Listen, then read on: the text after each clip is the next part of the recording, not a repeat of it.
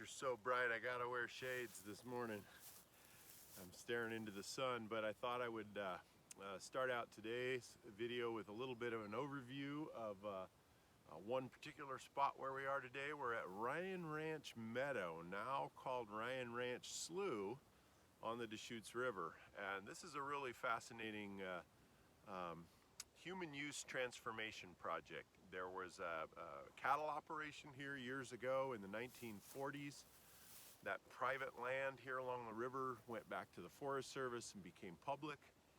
And there was a hiking trail out here, and it's been used for a long time, but this big meadow behind me, which you can actually see water in, was dry. Seasonally, maybe a little bit of precip would pool up in the middle in April, early May, if we had a really good snow year, and then it would be dry by June. And historically, this complex behind me was connected to the Deschutes River hydrologically. And there was a levee, and you saw in the first part of the video as I panned around, you saw the levee here. That levee was put in around the turn of the 20th century, and separated the river from its connection with the Deschutes. With the meadow, separated the Deschutes from its connection with the meadow. And this was done so that they could grow forage out there and graze cattle, but it did impact the seasonal wetland habitat that was once present behind us here. With the listing of the Oregon spotted frog as a state listed species, there became interest in looking at restoring habitats that might be appropriate for the spotted frog. And this area was identified as one of those places. And a plan was put in place in about 2012 or so to reconnect Ryan Ranch Meadow, as it was known, with the Deschutes River. So the short version of the story is that project finally got done after some pilot testing and some public comment and some controversy over water usage and fear that water that was diverted into the meadow complex here would then be lost from the irrigation districts, etc. They resolved those sorts of issues, and they went ahead with the breaching of the levee. And so this levee that you saw in the video here still exists, but they have moved it 30 feet back from the river's edge.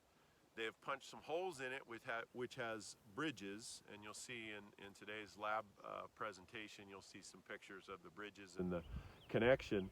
And now the water from the Deschutes is free to move in and out of the meadow complex behind us.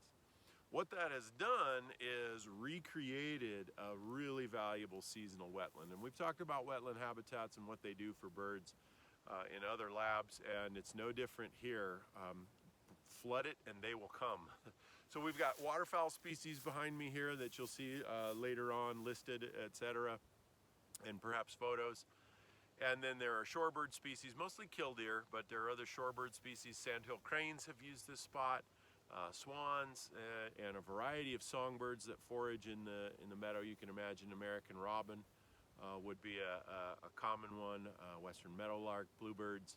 A whole variety of songbirds are benefiting, and many were using the meadow before, but we now have that opportunity to have mudflat, the invertebrates that go with that, more moisture, growing willows and sedges and other aquatic vegetation or semi-aquatic vegetation. Those are a really cool thing. All right, so that's where we're at. We're going to walk a loop today. We're going to be out here in the wetland for a little bit, and then we're going to loop around through the pine forest and back down to Dillon Falls. And there are a number of birds that this is kind of what I call my money spot to get those birds. And one of those is the American dipper. So we're going to be looking for American dipper today. I also wanted to take a few minutes today and talk about blackbirds, because I've got several blackbirds on your list and some blackbird lookalikes, the Eurasian or European starling and the brown-headed cowbird. And I've already picked up cowbird out here. And starling is strangely eluded us.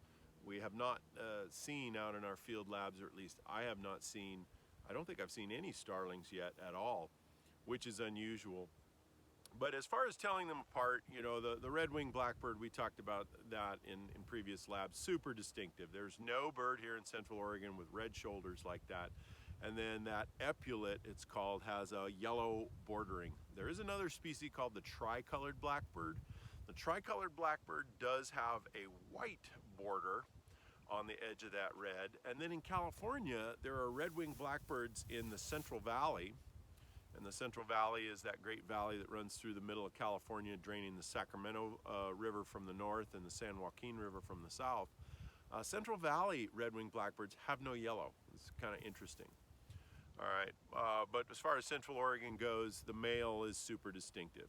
Last week, we also had out at Hatfield Ponds, the yellow-headed blackbird. And I have to tell you this story. I had a student miss that bird one year on the final exam. And he was handing me my final. He was one of the last folks, and he says, I gotta know, what the hell was that bird right there? And I looked at it, and I looked at him, and I said, what color was that bird's body? Well, it was black. I said, well, what color was his head? It was yellow. So if you had to name that bird, what would you call it? I don't know, yellow-headed blackbird. I said, yeah, Nathan, that's what it was. And he rolled his eyes and threw his hands up. He said, you got to be kidding me. I thought that was too obvious.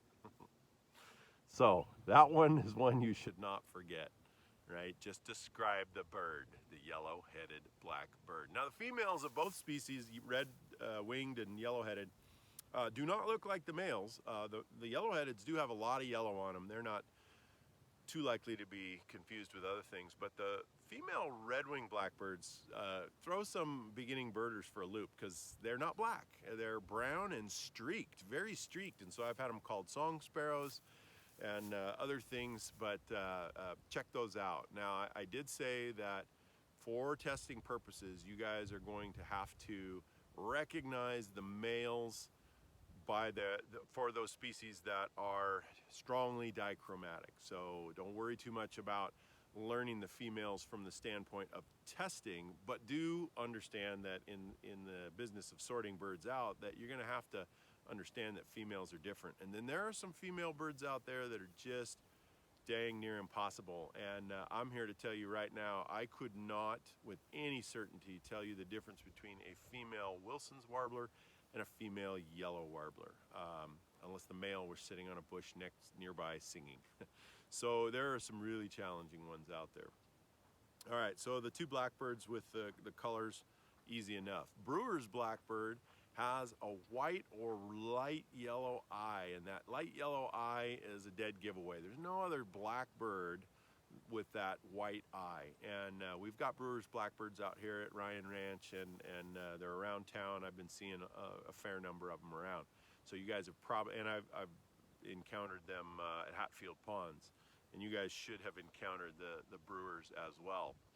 Female Brewers and cowbirds are commonly mistaken for one another. So the male brown-headed cowbird is a black bird with a brown head. Now that brown head is challenging to see if the light is behind you, or behind the bird rather. If you're looking into the light and the bird's sitting up on the top of a tree, brown-headed cowbird can look all the world like a blackbird of some kind. One of the key things to look at is the shape of the bill if you're close enough. So female cowbirds and female Brewer's blackbirds look pretty similar, but the blackbirds, that family Icteridae, well, subfamily Icterinae, the blackbirds and orioles have a long, more needle-like bill. It is conical, but it tapers out to a sharp point, whereas the cowbirds have more, almost a finch-like bill. It's shorter and blunter. And so when separating the females, those are the things I look at. Now when separating the male brown-headed cowbird from the male Brewer's blackbird, we're mainly looking at look for that color of that eye and the iridescence in that Brewer's blackbird. And if you have seen Brewers yet, you'll know if you got the sun behind you, they sheen purple, green, blue, iridescent hints off of this black bird. Now, the starling is another one that at a glance you might be able to, you might say, oh my gosh, this looks like a blackbird of some kind. Bright yellow bill, shorter, squared tail rather than longer and fan-shaped, at least in flight, and a lot of iridescence on the body. So in the wintertime, starlings have white spots. Their winter plumage is white spotted. In the spring, those spots become more subtle and that iridescence really pops. So once you've seen a starling in the field, their whole body conformation is just not blackbird-like.